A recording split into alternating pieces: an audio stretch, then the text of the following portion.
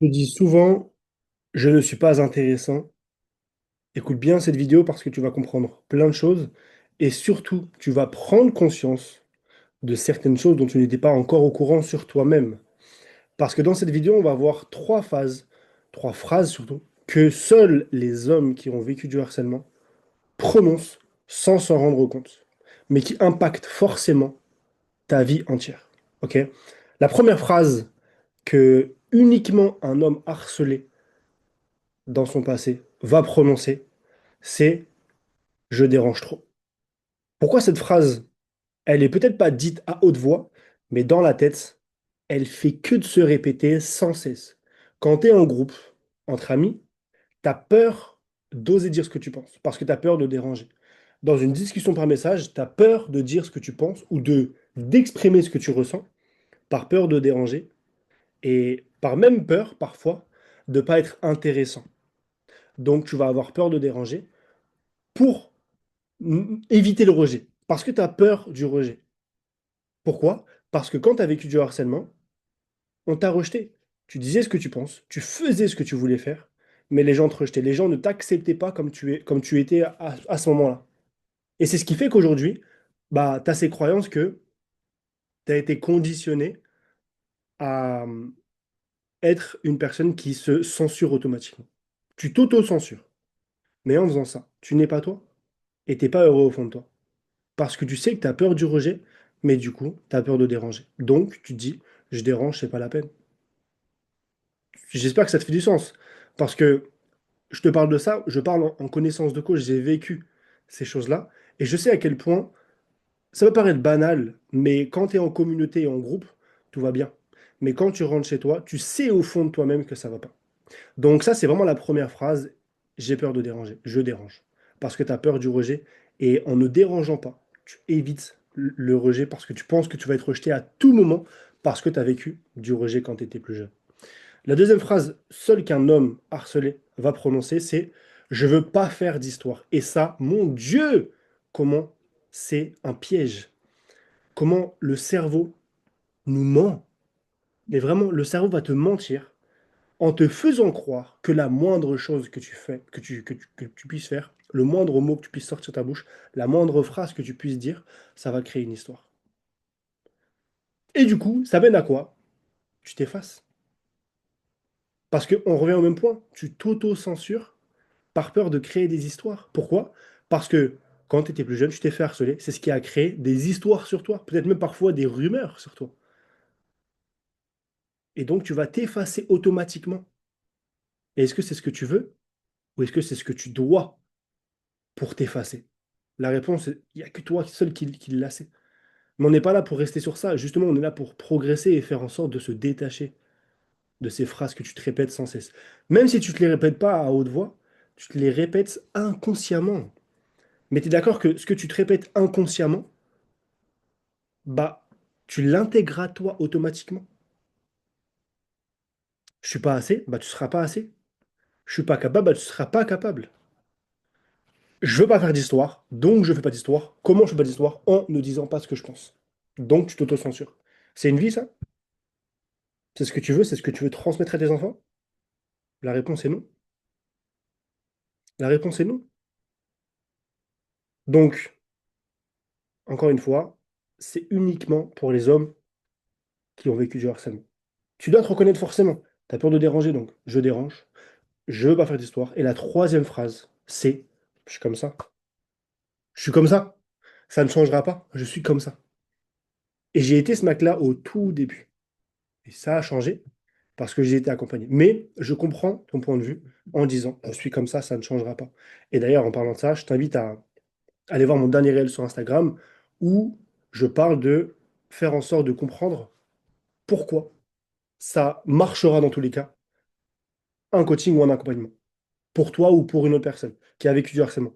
Pour les hommes qui ont vécu du harcèlement. Pourquoi? Parce que on parle pas d'une méthode miracle, on parle pas d'un, de la magie. C'est des choses factuelles. Regarde, aujourd'hui, tu es dans cette situation dans laquelle tu es parce que tu as vécu du harcèlement. Ce harcèlement t'a créé un conditionnement qui a fait qu'aujourd'hui, tu n'oses pas t'affirmer, tu n'oses pas dire non. Tu oses pas dire ce que tu penses, dire ce que tu ressens surtout. Et donc, finalement, tu es dans la survie parce que tu t'auto-censures d'être toi-même. Mais quand tu rentres chez toi, bah, des fois, tu te dis, si seulement j'avais fait ça, si seulement j'avais dit ça. Et donc, tu as des regrets sur certaines choses. Mais c'est pas ce que tu veux vraiment au fond de toi parce que tu sais que tu mérites mieux. Tu sais vraiment qu'au fond de toi, il y a une version de ta personne, il y a une version de l'homme que tu veux atteindre qui est plus grande, plus forte. Et tu sais pas comment l'atteindre. Mais c'est pas en te répétant tous les jours que je suis comme ça ne changera pas, ça va changer. Commence par changer ta perception des choses. Ces trois phrases, on va les répéter.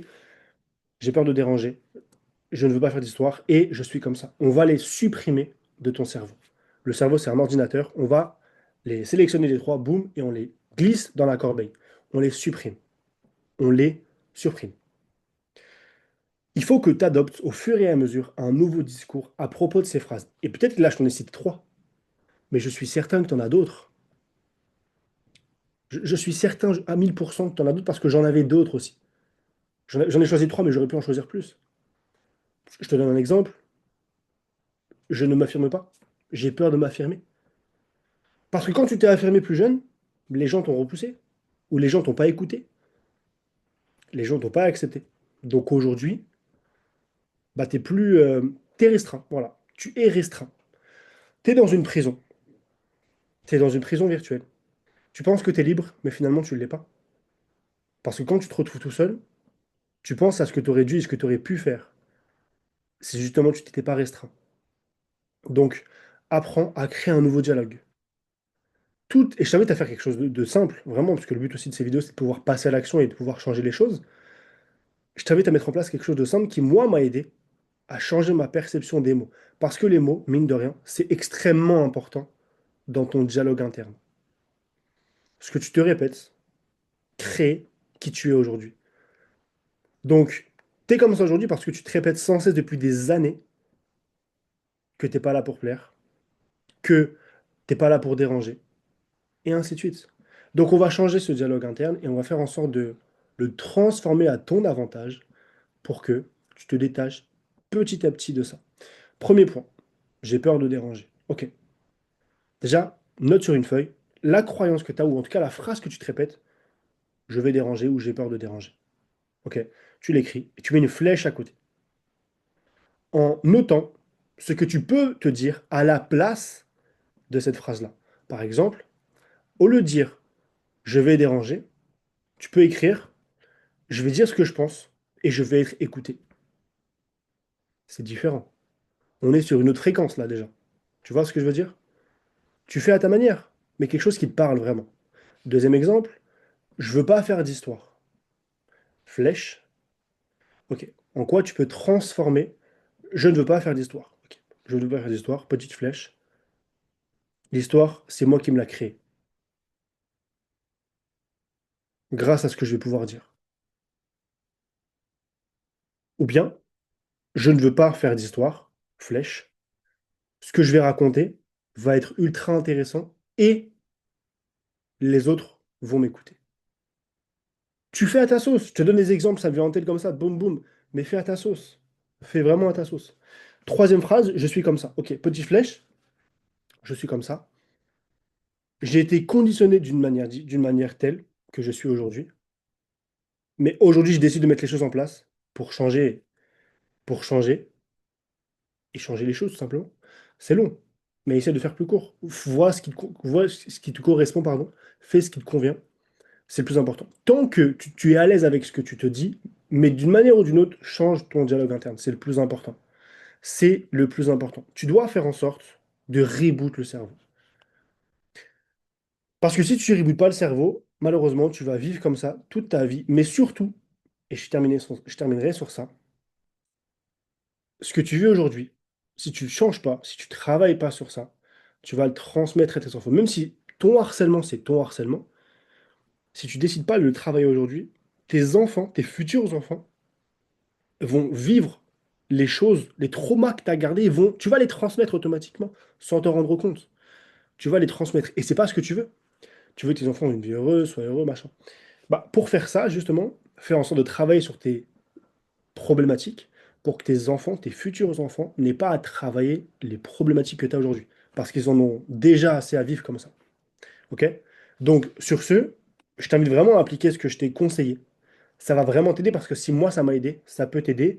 Je suis un être humain, j'ai deux bras, deux jambes, comme toi. Je suis passé de mec extrêmement timide, introverti à la mort, à une personne ultra confiante et surtout qui s'est détaché du harcèlement que j'ai vécu. Parce que j'ai eu les bons process, les bonnes méthodes et surtout j'ai été accompagné. Ok? Prends soin de toi, passe une belle soirée. On se dit à demain pour une prochaine vidéo.